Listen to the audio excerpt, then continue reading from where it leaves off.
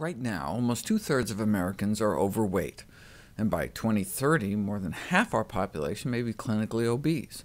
Childhood obesity has tripled, and most of them will grow up to be overweight as well. The United States may be in the midst of raising the first generation since our nation's founding that will have a shorter predicted lifespan than that of the previous generation. The food industry blames inactivity. We just need to move more. But what is the role of exercise in the treatment of obesity? There is considerable debate in the medical literature today about whether physical activity has any role whatsoever in the epidemic of obesity that's swept the globe since the 80s. The increase in calories per person is more than sufficient to explain the U.S. epidemic of obesity. In fact, if anything, the level of physical activity over the last few decades has actually gone up in both Europe and North America.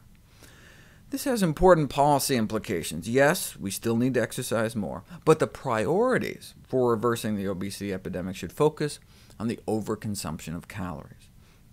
To work off the increased caloric intake, which for kids is like an extra can of soda and small fries, compared to what they were eating back in the 70s, and for adults, like an extra Big Mac a day, to work that off, you'd have to walk like 2 hours a day, 7 days a week. So exercise can prevent weight gain, but the amount required to prevent weight gain may be closer to twice the current recommendations.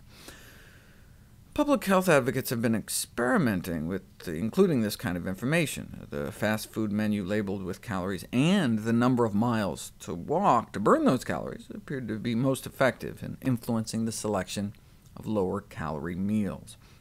Now, exercise alone may have a small effect, and that small effect can make a big difference on a population scale. A 1% decrease in BMI nationwide might prevent millions of cases of diabetes and heart disease, thousands of cases of cancer.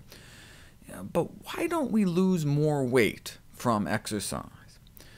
It may be because we're just not doing it enough. I mean, the small magnitude of weight loss observed from the majority of exercise interventions, where they make people exercise, may be primarily due to how low the doses are of the prescribed exercise.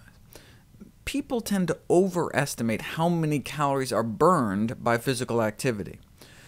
For example, there's this myth that a bout of sexual activity burns a few hundred calories. So hey, you could get a side of fries with that. But if you actually hook people up and measure energy expenditure during the act, and your study subjects don't get too tangled up with all the wires and hoses, though it may be nearly the metabolic equivalent of calisthenics, given that the average bout of sexual activity only lasts about 6 minutes, a young man might expend approximately 21 calories during sexual intercourse. Of course, he would have spent roughly one-third that just lying around watching TV, just basal metabolism. So the incremental benefit is plausibly on the order of 14 calories. So maybe we could have like one fry with that.